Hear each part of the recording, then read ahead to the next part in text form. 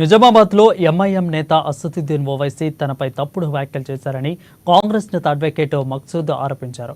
కామారెడ్డి పట్టణంలో జీవదాన్ పాఠశాలలో 6 ఏళ్ల చిన్నారిపై అఘాయిత్యం జరిగిన సమయంలో తను ఢిల్లీలో ఉన్నట్లు చెప్పారు. ఆ విషయం తెలిసిన వెంటనే పోలీసులు అధికారులతో మాట్లాడి ఘటనపై ఆరా తీసినట్లు వివరించారు. కామారెడ్డిలో హిందూ ముస్లిం కలిసిమెలిసి ఉంటున్నామని మక్సూద్ స్పష్టం చేశారు. ఇక జీవదాన్ పాఠశాల వారి నుండి 30 లక్షలు తీసుకున్నట్లు అసదుద్దీన్ నిరూపిస్తూ తాను దేనికైనా సిద్ధమని మక్సూద్ సవాల్ను విసిరారు.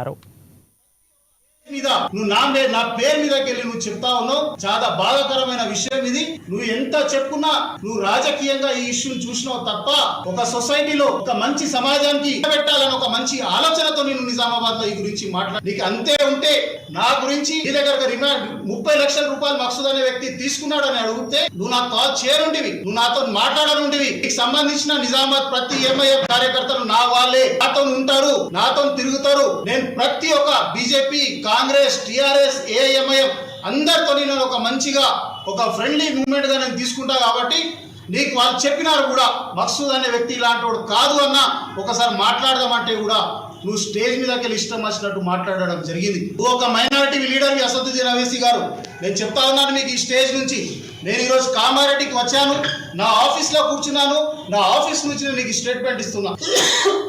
నువ్వు ఒక లీడర్వి, మైనారిటీ లీడర్వి, నెత్తి మీద టోపీ పెట్టుకొని నువ్వు మాట్లాడతావు కదా. నేను ఇలా నీకు చెప్తా ఉన్నా, నీకు కూడా మస్జిద్ అదే పవిత్రం, నాకు కూడా అదే మస్జిద్ పవిత్రం. నీకు కూడా అదే ఖురాన్ పవిత్రం, నాకు కూడా అదే ఖురాన్ పవిత్రం. నువ్వు